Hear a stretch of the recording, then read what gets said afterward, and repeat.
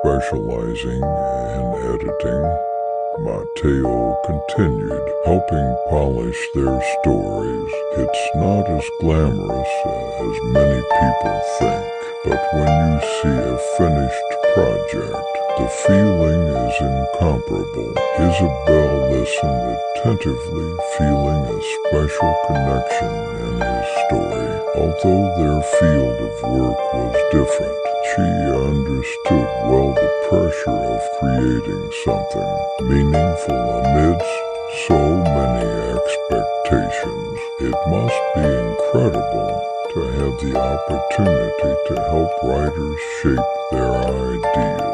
She commented, both require a lot of creativity, and it's not always easy to find the balance between what you want and what others expect.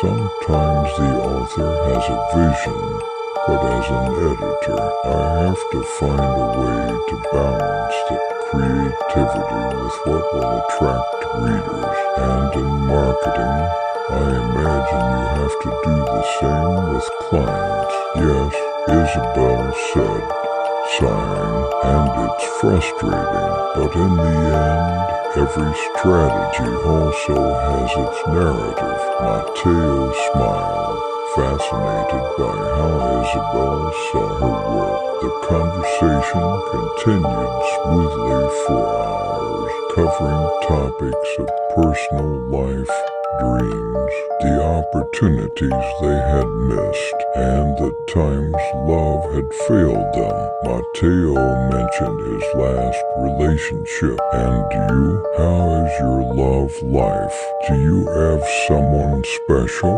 Isabel shrugged, giving a small, melancholy smile. Not right now.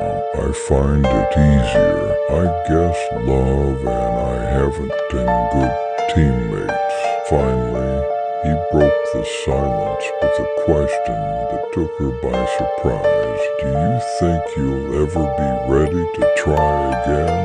Isabel was silent for a moment, not knowing how to answer. Had she gotten over the fear of getting hurt again? I don't know, she finally answered, honestly. Sometimes I feel like I am, but other times I'm terrified of going through the same thing again. It's complicated. Matteo nodded, understanding that, it's complicated. Yes, but I think the important thing is to be open to the possibility, even if we don't know what's going to happen. It's not about making sure we don't get hurt, but about learning to live with whatever comes. Isabel looked him in the eyes. Chapter 4. Things that aren't planned.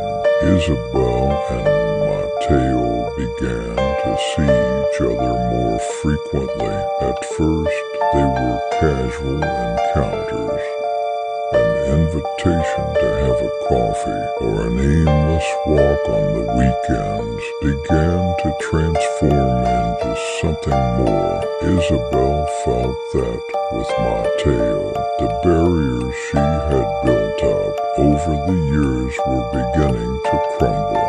Little by little, there was no pressure or expectations, and although that vulnerability scared her, it also excited her. One Sunday afternoon, while they were walking through a nearby park, Matteo decided to be more direct. Isabel, have you ever wondered what we are doing? What do you mean? Matteo stopped, looking at her seriously. What I mean is that, and I can't keep pretending that we are just friends when I feel something more. Isabel felt a lump in her throat, but she hadn't expected it to be so soon. Matteo, he raised a hand, gently interrupting her. You don't have to say anything now.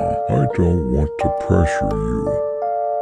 but I wanted you to know. Isabel looked into his eyes, feeling a mix of fear and relief about his openness that made her trust him, even though she wasn't completely sure of herself yet. And I appreciate it. Really, I just need a little time. Take all the time you need. Chapter 5. The love you choose. Mateo was always there, patient, respectful of her times, and always willing to listen to her.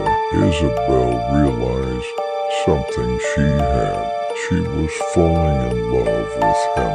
It wasn't a sudden epiphany, but a slow, quiet discovery. She noticed it in the small gestures when he thought she wasn't noticing, in the conversations that could last for hours without time seeming to pass.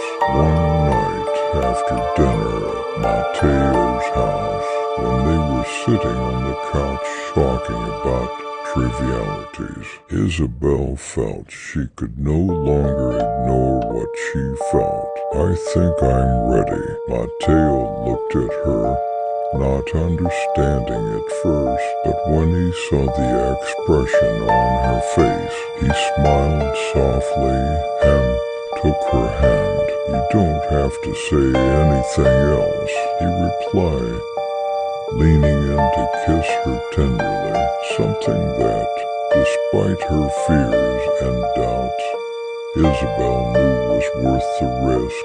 Sometimes it sneaks in slowly. Epilogue. The love you don't seek. A year later, Isabel and Mateo were still together, building a relationship based on trust, respect, and affection. But they also understood that sometimes the best things in life, the ones that come when you least expect them, they now faced everything together, knowing that at the end of